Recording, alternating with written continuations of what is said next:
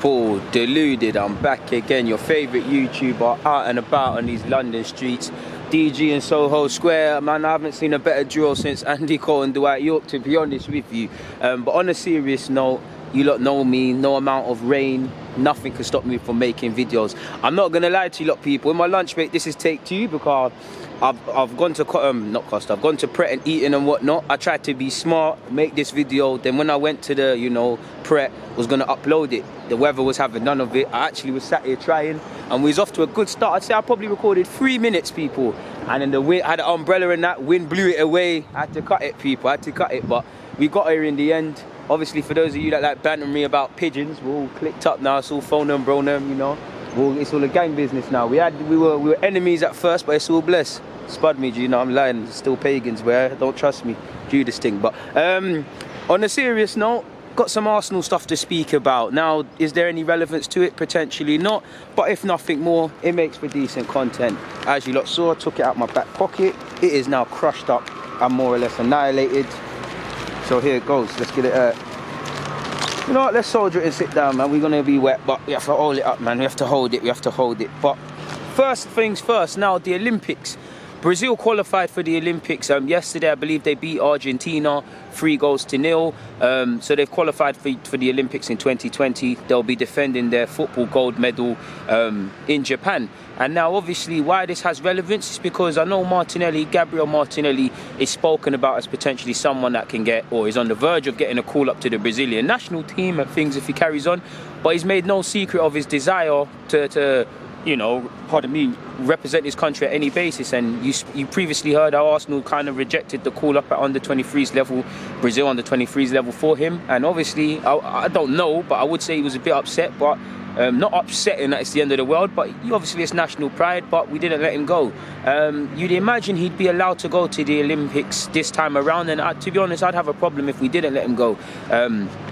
It would be sad. Obviously, he's a key part of our season, and next season, the season starts on August the 8th, 2020. Obviously, we'd have the Euros. I don't think too many Arsenal players, if any, are going to the Euros.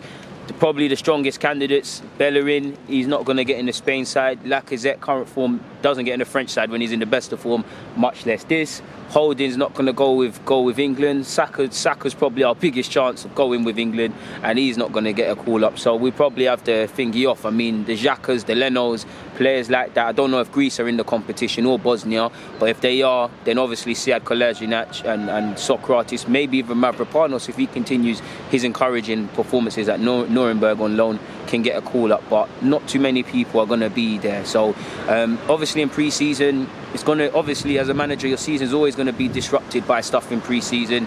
Obviously the African Cup of Nations, we're going a bit ahead, but that's been changed. So at a point we face the prospect of, I believe if Aubameyang's still here, we might miss him for a period. Pepe, of course, and forgive me if I'm missing out any other African players in our side or in and about that side. I was about to say Iwobi, but he bust out.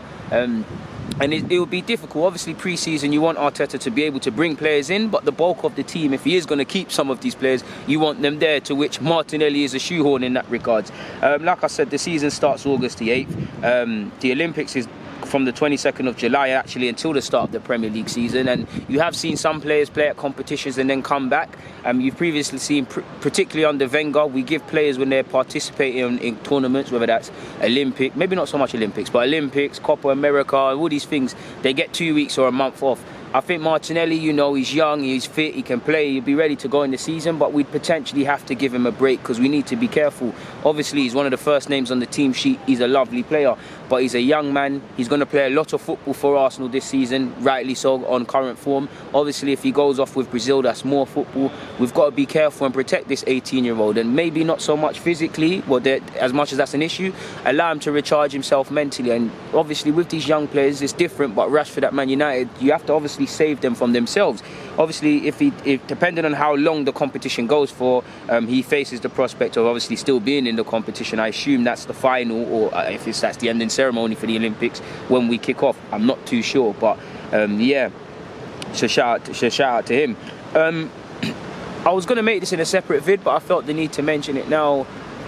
I think this video or this part will still be of relevance in the summer, and I'll revisit this, but tough decisions have to be made. Like, I'm not going to talk about finances and all these things, but you lot know there's a lot of mismanagement in relation to players' contracts. There's a lot of uncertainty over players that are contracted until 2021, 2022 and beyond. Then obviously Arteta doing his thing on the coaching front is one thing, but this is where the board have to earn their keeps, and they have to liaise with Arteta to make some, I sound like beating a dead horse, but make some tough decisions, because there is some very difficult decisions to be had. There's players that are not good enough that need to be moved on, players that are key members of our side that, whether it's contracts or whatever, would have to be moved on.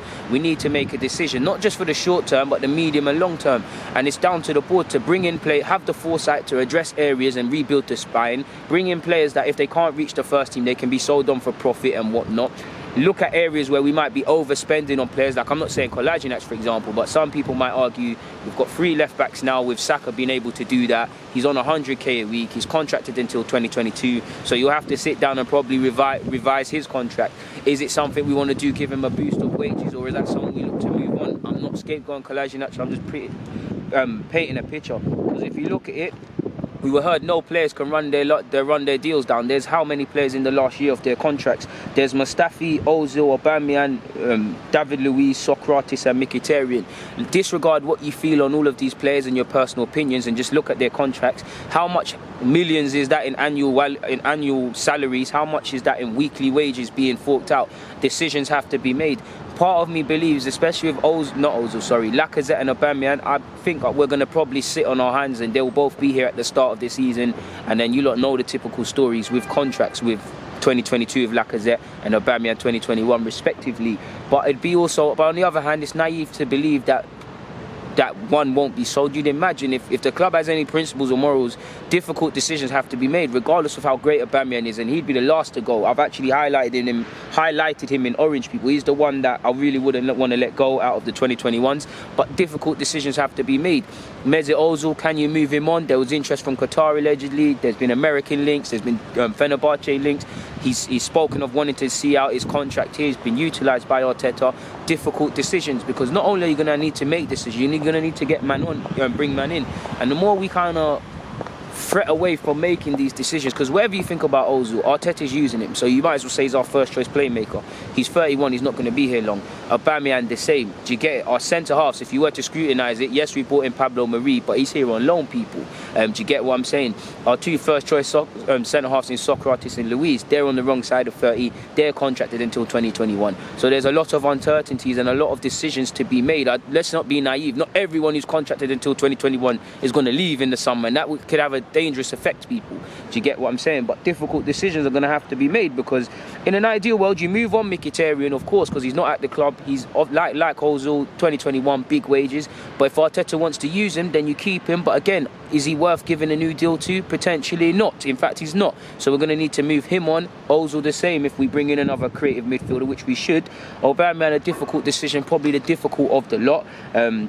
You've obviously got David Luiz, who's probably going to stay until the end of this deal. 2020 contracts, I believe there's Matt Macy's deal running out, but I'm sure he signed a new deal.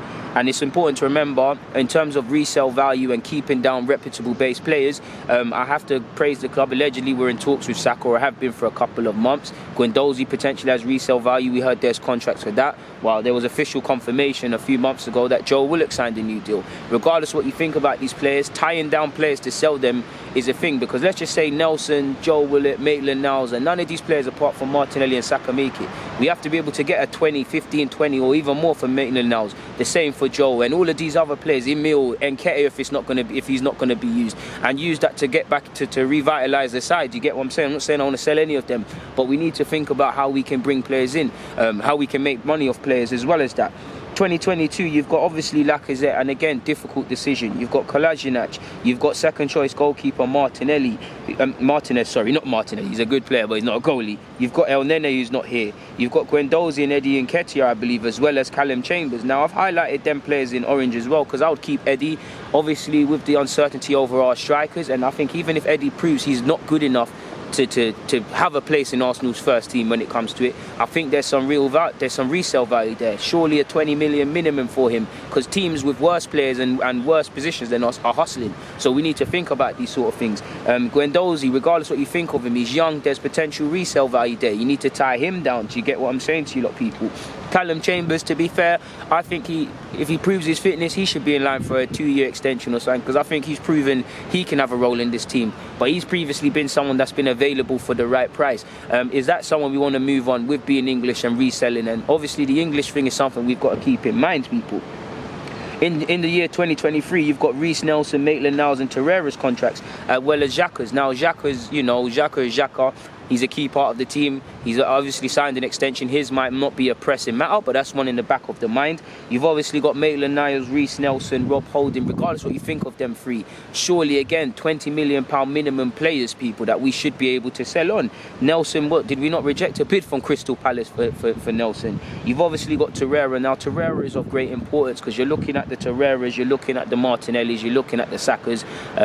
I've spoken a lot about resale value, but obviously Martinelli, Saka and Torreira, they'd be the three players, excluding Aubameyang and Leno, to a degree, that you would say, regardless, are going to be key parts of the team. And again, it's about tying down these players, making it harder for teams if they want to buy them, because Martinelli, eventually, the big boys are going to be after him. We need to be in a strong position. Torreira is one of them. There's not many players, I believe people are going to, if all players were available at Arsenal, people are going to have to pick over and fight over them, but Torreira would potentially be one. So we've got to keep the resale value. And why do you think you always see Liverpool and all these teams continuously giving improved terms to players and things like that? We've got to start doing things like that. But this summer, difficult decisions in regards to incomings and outgoings are needed. And Arteta and the board have to come together. Arteta has to give his support. Can only talk from a tactical point of view as to who he uses, and the board potentially have to make difficult decisions. There might be some players Arteta doesn't want to let go that have to get let go. There might be players he wants to let go that he might have to stay because of this difficult decision and the uncertainties around so many of our squad. We know we've been informed, but we know certain players are not good enough, and it's not healthy for this amount of uncertainty, in my opinion, over the team. And if we listen to Mr. Raul Sanllehi, was he not saying, folks, last 2 years we got to fix up, you can't be allowed to run your deals down? So he's got to earn his keep, and Vinay and the rest of them, and Edu and the rest of them, people. Only time will tell, but for now I've got nothing more to shed, so I'm going to get out of it. People, it's always a pleasure. DG.